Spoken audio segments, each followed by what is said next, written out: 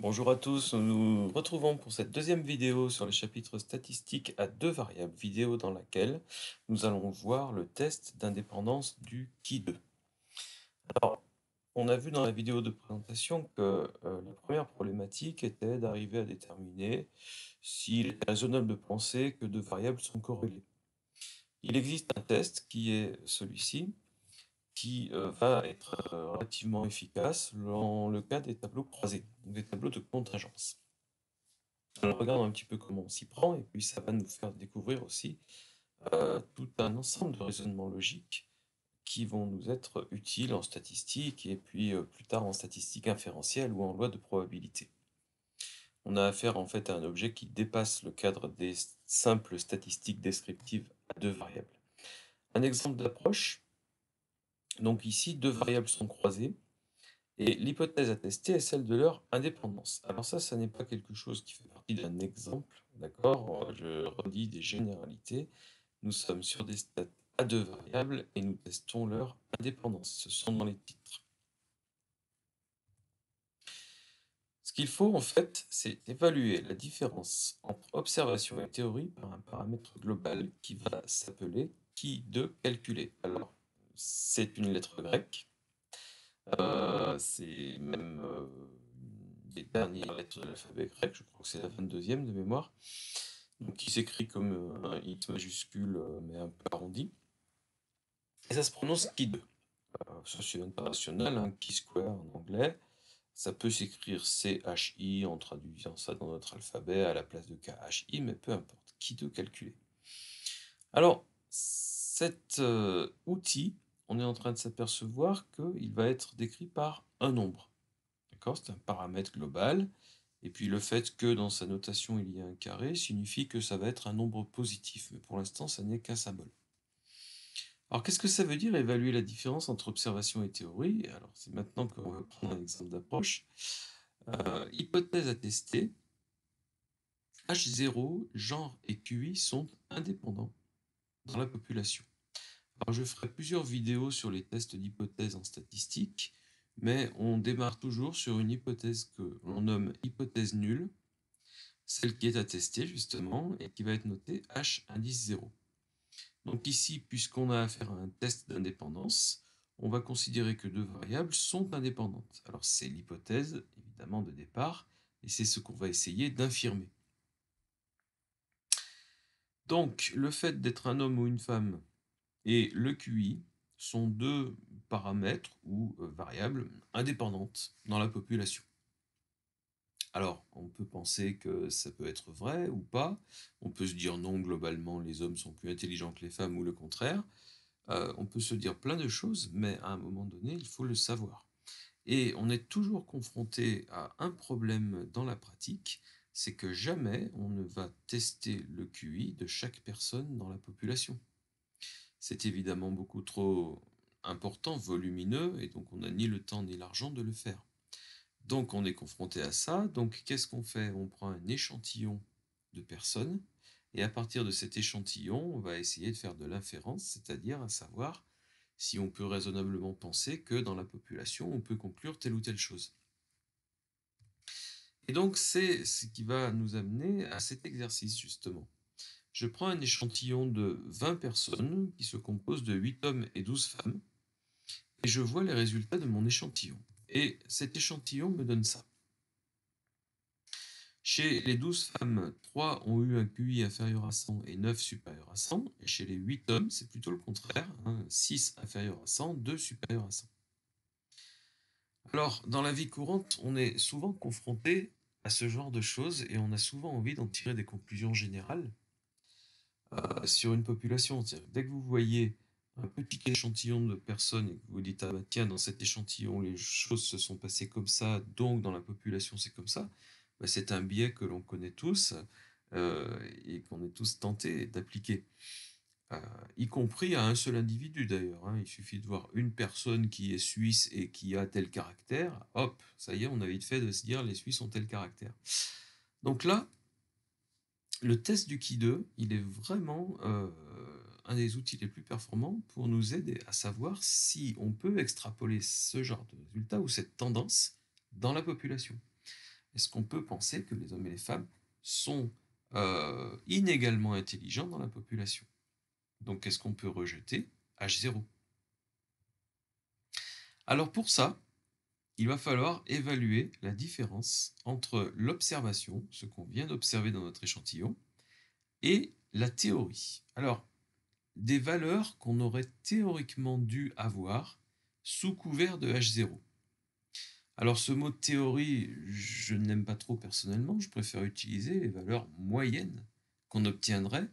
Et donc, en gros, cet échantillon, comment est-ce qu'on pourrait le comparer à un échantillon moyen qui contiendrait également 8 hommes et 12 femmes, qui contiendrait également d'ailleurs 9 personnes de QI inférieur à 100 et 11 personnes de QI supérieur à 100, mais pas réparties de la même façon en termes de nombre d'hommes et de femmes.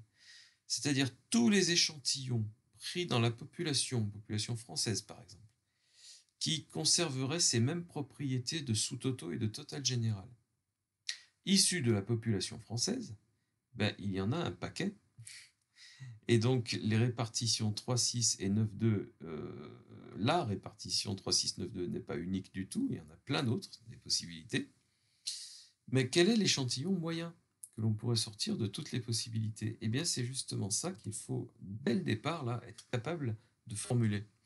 Les résultats théoriquement attendus sous l'hypothèse H0, donc en moyenne sous l'hypothèse H0, sont la répartition qu'on aurait dû avoir entre les femmes et les hommes et entre les QI inférieurs à 100 et supérieurs à 100, s'il y avait une parfaite indépendance entre le résultat colonne gauche, colonne droite, et les lignes femmes-hommes.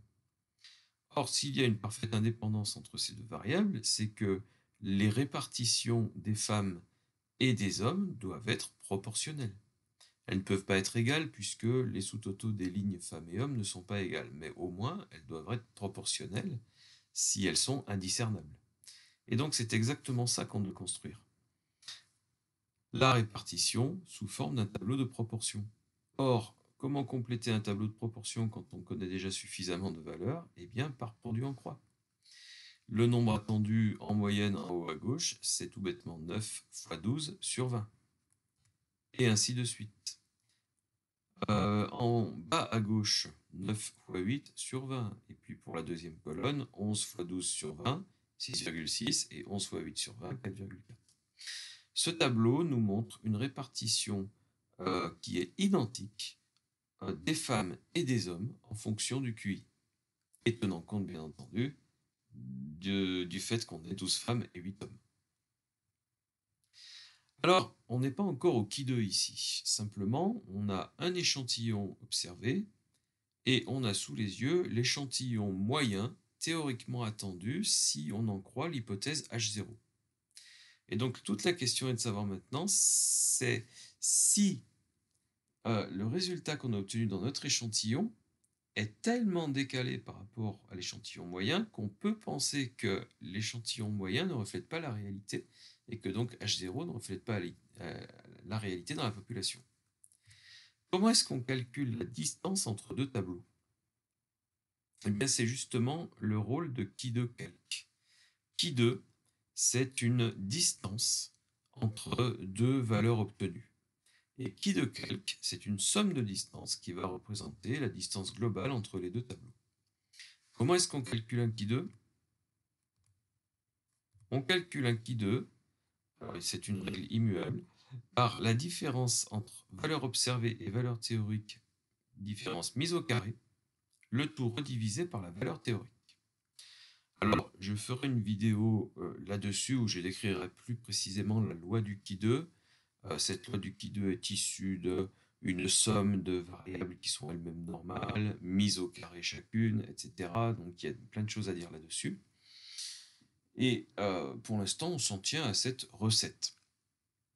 Par exemple, le Qui2 partiel que je suis censé obtenir dans mon troisième tableau, en haut à gauche, est issu du calcul 3 moins 5,4 mis au carré, le tout divisé par 5,4. Et je reprends ça par couple de valeurs. 9 et 6,6 vont me calculer un Qui2 partiel en haut à droite, et ainsi de suite. Les résultats vont être ceux-là. Alors j'essaie d'être précis, hein. Il faut être précis dans le deuxième tableau parce qu'on calcule des valeurs moyennes, donc s'il y a des décimales, il faut en prendre suffisamment. On calcule ici des qui2 qu'il faut prendre aussi en précision. Donc des qui2 partiels, la somme des 4 qui2 partiels va me donner notre qui2 total qui s'appelle qui2 calque. C'est le fameux qui2 calque. Bref, dans le langage du qui2, ou dans l'échelle des qui2, la distance entre le premier et le deuxième tableau vaut 4,85. À nous maintenant de savoir si 4,85 c'est une forte distance ou si ça n'est pas si fort que ça. Si on considère que c'est une très forte distance, alors on va considérer que notre échantillon est trop étrange par rapport à la moyenne des échantillons attendus sous H0, et donc on rejettera H0. Si 4,85 n'est pas jugé suffisamment important, on considérera alors que notre échantillon n'est pas trop étrange, et qu'il pourrait tout à fait être obtenu à partir d'une population où H0 règne. Alors ça ne voudrait pas dire qu'on acceptera H0, hein, mais on verra ça justement dans notre conclusion tout à l'heure. Alors, en fait, quelle que soit l'expérience, sous l'hypothèse nulle H0, on sait donner la probabilité que telle valeur du Qui2 soit ou ne soit pas dépassée. Je reviens en arrière, qu'est-ce que je veux dire? Eh bien, à partir d'une population où genre et QI sont indépendants, et donc où l'échantillon moyen est celui-ci, on sait calculer quelle est la probabilité d'obtenir cet échantillon-là. Et dans le cadre de la loi du Qui2, on le sait aussi. Bon, très bien, prenons ça. La réalité de la distribution des Qui2 en termes de densité de probabilité, c'est quelque chose qui ressemble à ça.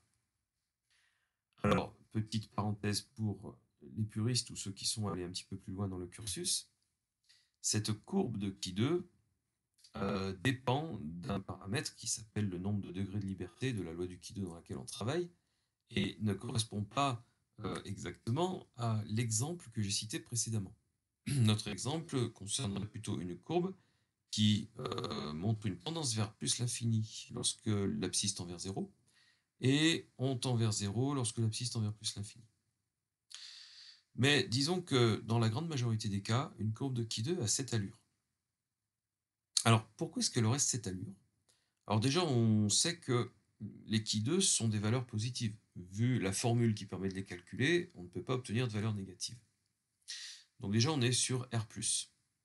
Pourquoi est-ce qu'un Qui2 serait en général donc très faible, ou plutôt pourquoi est-ce que la densité de probabilité serait très faible pour des Qui2 faibles, et très faible pour des Qui2 élevés, et plutôt forte pour des Qui2, on va dire entre guillemets, moyens? Ben, en fait, le Qui2 est une mesure du décalage existant entre ce qu'on a observé et ce à quoi on s'attendait théoriquement. Imaginez, je change complètement d'exemple, que vous lanciez un dé 600 fois. Si votre hypothèse de départ, votre hypothèse nulle, H0, est que le dé est bien équilibré, eh bien, votre échantillon moyen théorique, en termes de nombre de fois de chaque face obtenue, eh bien, c'est une succession de valeurs 100. Autrement dit, théoriquement, vous vous attendez à obtenir 100 fois le 1, 100 fois le 2, 100 fois le 3, etc., jusqu'à 100 fois le 6, si vous lancez votre dé 600 fois. Les situations dans lesquelles un Qui2 calculé va être extrêmement faible sont les situations qui sont très très proches de la répartition 100, 100, 100, 100, etc., etc. Mais quand vous lancez 600 fois un dé, il y a une certaine variabilité possible de chaque face autour de la valeur 100. Et donc, il est quand même assez improbable d'obtenir un Qui2 très très proche de 0. Par contre, il devient très probable d'obtenir des Qui2 qui ont des valeurs raisonnables, on va dire, pas trop éloignées de 0. C'est-à-dire que votre répartition réelle avec votre dé ne soit pas trop éloignée de 100, 100, 100, 100, et ainsi de suite. Mais de l'autre côté, avoir des résultats très éloignés de la répartition 100, 100, 100, 100, donc cette répartition uniforme, redevient également très improbable. En tout cas, sous l'hypothèse H0, que votre dé est bien équilibré. Donc, globalement, ce que je veux dire par là, c'est que, oui, une distribution de Qui2, ça ressemble à ça, vous avez en général très peu de chances que votre échantillon observé colle parfaitement ou quasi parfaitement à l'échantillon moyen attendu. Vous avez également très peu de chances que votre échantillon observé colle très très peu et soit très éloigné de l'échantillon moyen attendu. Cette courbe, évidemment, est établie sous l'hypothèse nulle. Donc, de plus, la loi du qui 2 est une loi de probabilité qui existe et dans laquelle des probabilités sont déjà précalculées. Notre 4,85, dans le cadre de notre exercice, on sait précisément quelle était la probabilité qu'on avait de faire moins, quelle est la probabilité qu'on a de faire plus. On a 97,23% de chances de faire moins et 2,77% de chances de faire plus. Probabilités que vous ne pouvez pas calculer, d'accord, qui sont en fait lisibles dans des tables. Vos calculatrices peuvent vous les faire obtenir aussi, hein, des calculatrices, pratiquement tous les modèles possèdent la loi du Pi 2. Mais on verra un peu plus tard qu'on n'a pas besoin de le savoir. Donc c'est une information qui nous dit « Ah ben, on avait quand même très peu de chances de faire ça ou pire ».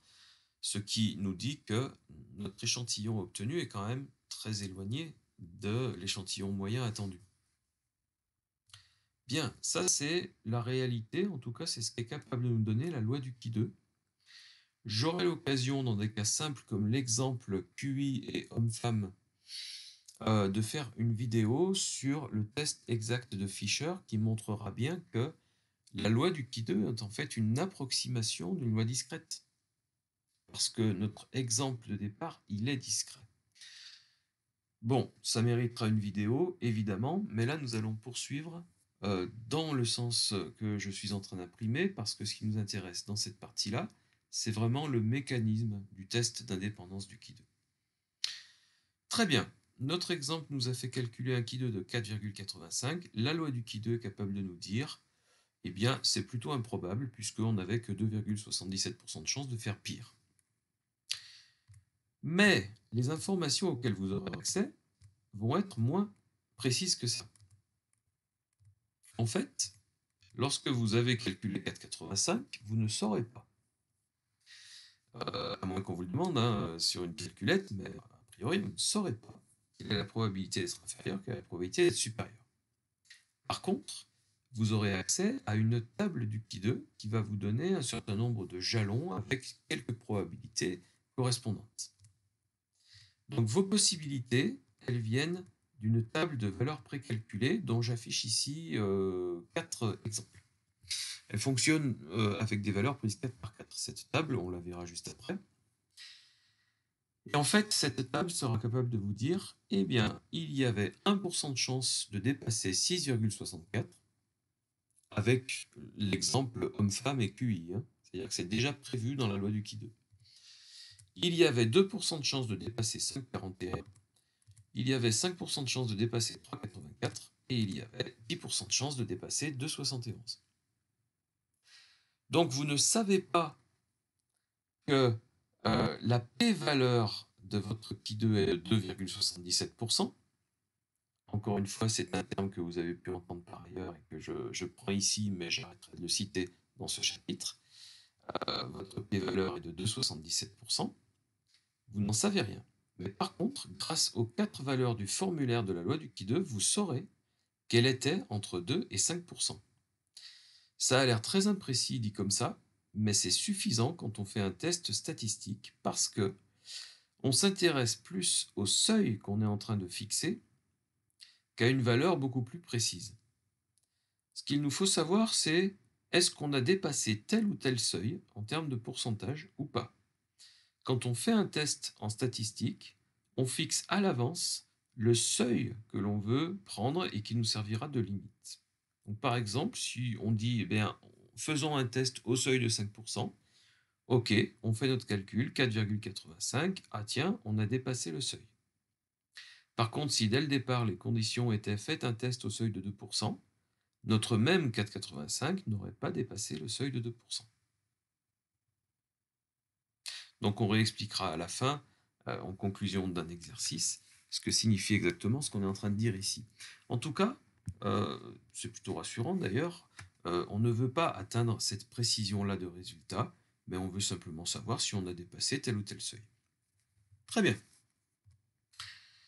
Alors, cette fameuse table, à quoi est-ce qu'elle ressemble? D'abord, je reprends ma courbe et ce fameux seuil, je l'appelle alpha dans la table qui viendra. Donc c'est la probabilité que le pi2 soit supérieur à un pi2 limite donné. C'est le schéma que j'affichais juste avant. Évidemment, la probabilité d'être inférieure vaut 1 moins alpha. Bon, très bien. Le tableau va nous donner les valeurs pi2 limite qui correspondent à certains seuils alpha. Donc il va fonctionner dans ce sens. Et voici une table de valeurs de pi2 où j'envisage des degrés de liberté, TDL, qui sont 1, 2, 3, 4, 5, 6, 7, 8, 9, 10, 11, 12. Donc c'est un tableau qui devrait être en un seul bloc vertical, mais que j'ai découpé en 4 morceaux, mis les uns à droite des autres, pour gagner de la place dans ma diapo, c'est tout. Alors, nous avons en tout cas ce qui nous intéresse ici, c'est-à-dire 1%, 2%, 5%, 10%. Ce sont les seuils qui sont très souvent employés lorsqu'on fait des sondages ou des études de marché ou des études marketing en général, voilà, ce genre de choses. Études d'opinion et ainsi de suite. Et nous retrouvons dans la première ligne de ce tableau les 4 valeurs de qui de limite que j'avais fait intervenir dans mon exemple précédent. Alors je reviens en arrière. Ah oui, tiens, 6,64, 5,41, 3,84, 2,71. Ils sont bien là. Par contre, on peut voir qu'il y a, pour les mêmes pourcentages, d'autres séries de 4 valeurs en face de lignes numérotées, donc 1, 2, 3, 4, 5, 6, 7, 8, 9, 10, 11, 12. Pourquoi est-ce que dans notre exemple, on est allé chercher les valeurs de la ligne 1? Ça, on le verra après. Bon, en tout cas, une table est là pour nous donner 4 jalons et il suffit de savoir si notre qui de calculé a dépassé ou non tel ou tel qui de limite. Je précise aussi, ça peut en intéresser certains, que les qui de limite correspondant au seuil peuvent être calculés avec une bonne précision par cette formule empirique, hein, mais qui marche quand même plutôt bien, lorsque le nombre de degrés de liberté est supérieur à 30, donc à partir de la ligne 31 de ce type de tableau. En fait, peu importe pour la suite de la vidéo, c'est juste une remarque supplémentaire pour le test du Ki2. Alors vous voyez qu'il y a beaucoup de choses à dire autour de tout ça, hein. La loi du Ki2 dont les courbes peuvent être différentes, la loi du Ki2 qui est une loi à densité qui est là pour modéliser des cas discrets, donc il y a une question d'approximation, le nombre de degrés de liberté dont il faut qu'on parle, la notion de seuil, la notion de p-valeur, bref, tout ça, ça fait beaucoup d'informations et je vous conseille de visionner plusieurs fois cette vidéo. Bien, alors justement, je refais le point. On teste une hypothèse nulle d'indépendance dans ce test d'indépendance du Ki2. Exemple, notre exemple, c'était sexe et QI sont indépendants. Je n'en sais rien, je teste cette hypothèse. Notre objectif, en fait, est de se permettre, ou non, hein, tant pis, de la rejeter. Est-ce qu'on peut la rejeter, cette hypothèse? On ne pourra jamais l'accepter, je le dirai encore tout à l'heure, mais est-ce qu'on peut se permettre de la rejeter? On calcule pour ça, dans un premier temps, le Ki2 de l'expérience avec nos 3 petits tableaux. Vous vous souvenez, la diapo d'avant. Donc on atteint finalement une valeur Ki2 calculée. Notre objectif, c'est d'évaluer son importance. Ce Ki2 calculé est la distance entre le tableau de notre échantillon et le tableau de valeur moyennement ou théoriquement attendu en moyenne. Est-ce que cette distance est très importante ou finalement pas si importante que ça? À ce moment-là, donc, notre Ki2 calculé doit être comparé à d'autres Ki2 donnés en référence par le formulaire. Donc 4 valeurs qui servent de jalon. Et là, on a un problème justement, c'est de lire dans la bonne ligne de la table du Ki2. Ça dépend du nombre de degrés de liberté, et là je dis DDL égale R-1 facteur de K-1. Ah, qu'est-ce que c'est que cette nouveauté? On a affaire ici au nombre de degrés de liberté du tableau dans lequel on travaille. En tout cas, du tableau qui représente la série de données statistiques que l'on a sous les yeux. Pour le cas homme-femme et QI inférieur à 100, QI supérieur à 100, on a un tableau à 2 lignes et 2 colonnes. Si j'appelle petit r le nombre de lignes, donc row en anglais, hein, c'est pour ça qu'on utilise la lettre R, et K le nombre de colonnes, alors ça n'est pas C comme en anglais, mais ça sera K ici, eh bien je dois calculer R-1 fois K-1. Pour un tableau 2-2, ça me fait calculer 1 fois 1, c'est-à-dire 1. 1 degré de liberté, ça veut dire que j'ai lu dans la ligne numéro 1 de ma table du Qui 2. Bon, ok. Un tableau qui posséderait par exemple 3 lignes et 4 colonnes me ferait calculer 3 moins 1 fois 4 moins 1, c'est-à-dire 2 fois 3, donc 6. J'aurai cette fois-ci 6 degrés de liberté, et j'irai lire mes Qui 2 limites dans la ligne numéro 6. Alors, juste pour information, qu'est-ce que ça veut dire ces degrés de liberté? Qu'est-ce que c'est que cette liberté? Eh bien, vous avez un tableau dans lequel les sous-totaux de lignes et de colonnes, et donc le total général, sont imposés. Et vous avez au départ un tableau de 4 cases qui est vierge. Est-ce que vous avez une liberté pour choisir la valeur d'en haut à gauche? Eh bien oui, il y a une certaine liberté, si on veut remplir ce tableau, pour choisir une des 4 valeurs. Par contre, une fois que vous avez choisi cette valeur, les différents sous-totaux vous imposent les 3 autres valeurs. Vous n'aviez qu'une seule liberté dans ce tableau-là, donc 1 degré de liberté. Si vous prenez un tableau qui possède 3 lignes et 4 colonnes, eh bien, vous pouvez choisir plusieurs valeurs relativement librement avant d'arriver soit à la dernière ligne à remplir du tableau ou à la dernière colonne, où à ce moment-là, vous n'avez plus de liberté. Pour remplir cette dernière ligne et cette dernière colonne, vous êtes lié aux sous-totaux de lignes et de colonnes à respecter. Donc, le nombre de cases dans lesquelles vous aviez des libertés vaut le nombre de lignes moins 1 multiplié par le nombre de colonnes moins 1. D'où ce calcul de degré de liberté. Alors, je ressors de cette explication, maintenant qu'on sait à quel endroit on va lire dans notre tableau, reste le problème de la barre. J'ai 4 Qui 2 limites auxquelles je vais comparer mon Qui 2 calculé. Eh bien, tout dépend du seuil qu'on nous a imposé dans l'énoncé. Donc, le seuil de risque alpha qui a été choisi va m'imposer une comparaison avec un des Qui 2 limites, et non pas tous les 4, évidemment. Donc je verrai bien à ce moment-là si Qui 2 calculé a dépassé Qui 2 limite. Et, si Qui 2 calculé a dépassé le Qui 2 limite du seuil, alors je vais me permettre de rejeter l'hypothèse nulle. Parce que je vais me permettre de dire, eh bien, la distance entre mes observations et ce à quoi je m'attendais en théorie est jugée trop forte pour que l'hypothèse de départ soit jugée vraie, tienne la route, on va dire. En tout cas, vis-à-vis du seuil qui a été choisi, bien sûr. Alors, on va évidemment prendre un exemple dans un exercice où on va tout faire du début à la fin numériquement, sans interruption d'explication, de méthodologie ou de loi, ou etc. Prenons un exercice où on va comparer les réponses des hommes et des femmes, cette fois-ci par rapport à leur comportement vis-à-vis du tabac. La distribution observée est celle-ci. Donc, qu'est-ce qu'on a en fait ici? Une colonne pour les hommes, donc SH veut dire sexe homme, SF sexe femme. Et puis, vous avez en rouge là les nombres de réponses, donc les nombres de citations de la part de ces personnes-là. Dans la première ligne, ont répondu ceux qui n'ont jamais fumé, donc tabac jamais. Ici, on a tabac fumeur, donc ceux qui sont fumeurs actuellement, et puis tabac arrêté, ceux qui ont arrêté de fumer.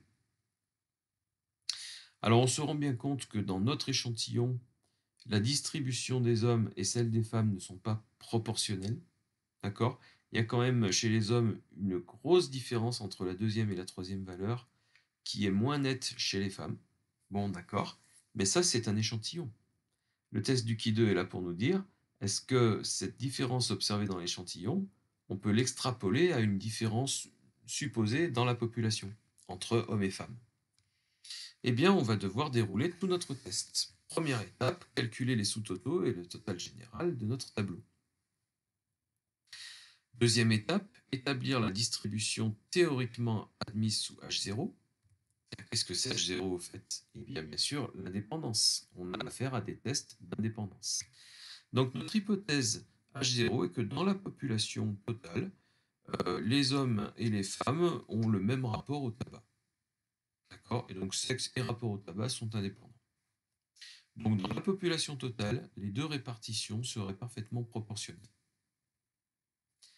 D'où la distribution théorique d'un échantillon moyen qui respecterait les mêmes sous-totaux, mais qui serait formé par un tableau de proportion, donc des valeurs calculées par produit en croix.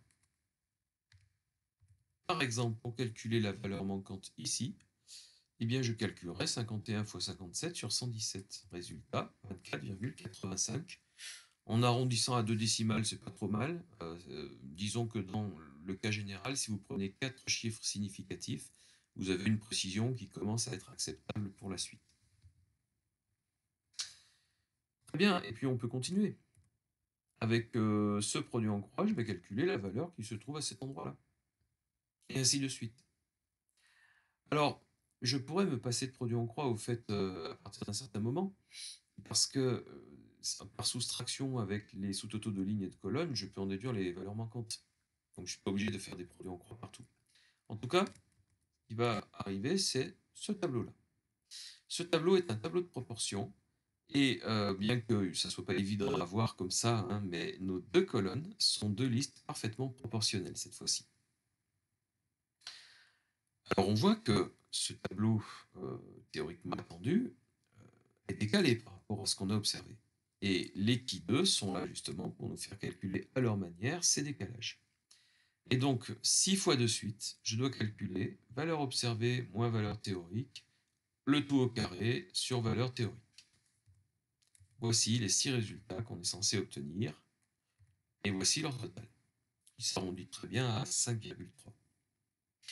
Très bien, donc la distance entre ce tableau d'observation et l'échantillon moyen théorique est de 5,3. Il nous reste évidemment à comparer ce 5,3 à un qui de limite qui sera fixé par les conditions de l'exercice. Dans notre exercice, on nous demande un test à un certain seuil. Et donc, je vais reprendre ce schéma que, évidemment, il n'est pas à faire sur une copie. Hein. Mais déjà, je constate que j'ai 2 degrés de liberté. Alors, pourquoi? Parce que j'ai un tableau à 6 cases au départ, avec 3 lignes et 2 colonnes. Si j'enlève une ligne et une colonne, il me reste 2 cases. Donc, effectivement, j'ai 2 degrés de liberté. Alors, les valeurs du formulaire concernant ces 2 degrés de liberté sont celles-ci, avec 1%, 2%, 5%, 10%. C'est les valeurs de la ligne numéro 2 du formulaire. Et là, je m'aperçois tout de suite que le qui 2 calculé, obtenu ici d'après notre expérience, est compris entre celui d'un seuil de 10% et celui d'un seuil de 5%. Oui, mais l'énoncé nous précise les choses. Faites un test au seuil de 10%. Très bien. Eh bien, si notre seuil est de 10% et que l'on voit qu'on l'a dépassé, alors notre conclusion s'impose. Nous allons rejeter H0 au seuil de 10%. Et on le rédige bien comme ça. Alors expliquons maintenant ce qu'on est en train de dire. On est en train de parler d'hommes et de femmes, de tabac, d'échantillons et de population. Et là, j'ai une phrase toute théorique qui dit « Au seuil de 10%, on peut rejeter H0 ». Alors, vous avez constaté un certain décalage entre ce qu'a donné votre échantillon et l'échantillon moyen, venant d'une population sous H0. Très bien, mais ces décalages, ils ne sont pas impossibles. D'accord?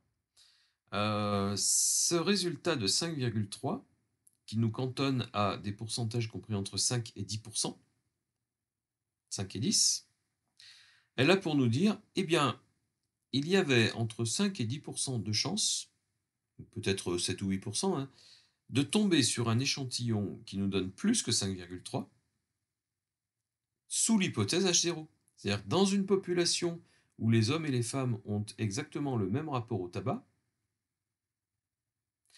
eh bien, le hasard du choix de l'échantillon fait qu'on a quand même des chances de tomber sur quelque chose de décalé, qui ne nous montre pas une répartition aussi proportionnelle que ça.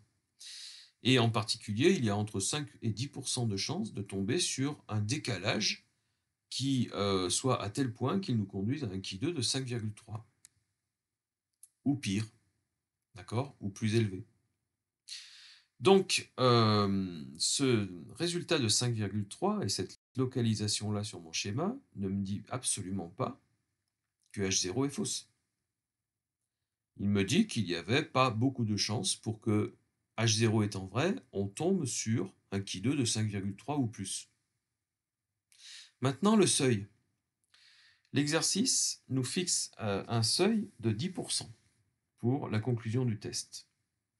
Autrement dit, si votre échantillon fait partie des 10% des échantillons qui représentent les Ki2 les plus forts venant de H0, alors vous avez le droit de rejeter H0. Ça paraît contradictoire, mais on va dire que si avec H0, on avait moins de 10% de chances de tomber sur notre échantillon, alors on considérera qu'on rejette H0. Parce qu'il y a deux cas de figure différents, et il faut bien y penser. C'est soit votre échantillon est décalé par rapport à l'échantillon moyen parce que vous n'avez pas eu beaucoup de chance dans le choix de votre échantillon, soit c'est parce que l'échantillon moyen est faux, et parce que votre échantillon est en train de vous dire une certaine vérité sur la population qui n'est pas cette vérité-là. Et à un moment donné, il faut trancher entre les deux, il faut donner une certaine conclusion, mais on ne pourra jamais être catégorique. On travaille toujours avec un risque de se tromper quand on extrapole à une population des résultats obtenus sur un échantillon. Donc c'est un peu frustrant, mais un échantillon ne dit que ce qu'il dit. D'accord? Il ne nous dit rien sur ce que sont les autres individus de la population. Donc tout ce qu'on peut dire, c'est qu'il y avait moins de 10% de chances de tomber sur un échantillon aussi décalé que ça. Donc, puisque c'est notre seuil acceptable, notre marge d'erreur acceptable, on va dire, hein, ce seuil de risque, eh bien, on va rejeter H0, au risque de 10% de se tromper, bien sûr. C'est le risque de se tromper en rejetant H0. Par contre, si avec 5,3 ou 4 ou 3,5, vous décidez d'accepter H0, là, vous avez toutes les chances de vous tromper. Quelle est la probabilité que H0 soit vrai? Elle est ridiculement faible. Quelle est la probabilité que dans une grande population, les hommes et les femmes se comportent exactement de la même façon vis-à-vis du tabac? Cette probabilité est quasi nulle. Autrement dit, et c'est vrai pour à peu près n'importe quel test statistique, on ne peut jamais accepter H0. H0 est forcément fausse. Ce qu'il nous faut savoir évaluer, c'est est-ce que H0 est un tout petit peu fausse? Est-ce qu'on peut penser que la réalité est très proche de H0? Ou alors, est-ce qu'on pense que H0 est totalement fausse? D'accord? Et que la réalité est très éloignée de H0. Eh bien, on considère avec ce seuil de 10% que la réalité est très éloignée de H0 parce qu'on a obtenu un échantillon, entre guillemets, bizarre.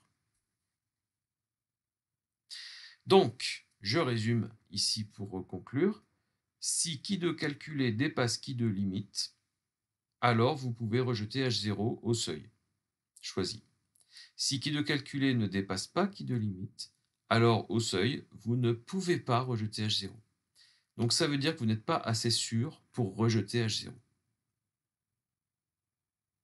Voilà, et je conclurai encore, parce qu'on n'en dira jamais assez là-dessus, par une autre formulation. Si vous faites un test en faisant des calculs météorologiques, enfin vous faites confiance à Météo France, on va dire, et que la probabilité qu'il pleuve demain est de 92%.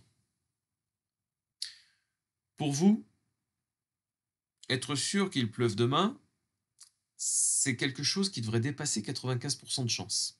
Parce que c'est un seuil de 5% que vous vous fixez comme marge d'erreur et vous ne voulez pas avoir une marge d'erreur supérieure. Eh bien, la prévision de Météo France à 92% n'est pas satisfaisante pour vous.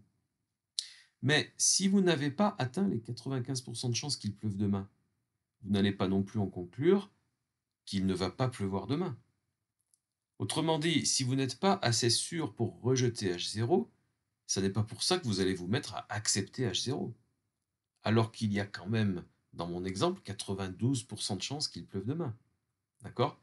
Donc n'allez surtout pas chercher la conclusion contraire si vous n'avez pas atteint le seuil fixé. C'est que juste vous n'êtes pas tout à fait assez sûr pour rejeter H0. Jamais vous ne pouvez accepter H0. Voilà, je vous remercie pour avoir suivi cette longue vidéo. Je vous félicite d'avoir eu le courage de rester jusqu'au bout et d'entendre ces dernières paroles. Et je vous dis à bientôt pour une séance d'exercice, bien sûr, sur le Ki 2 et puis pour la suite du chapitre. À très bientôt. Au revoir.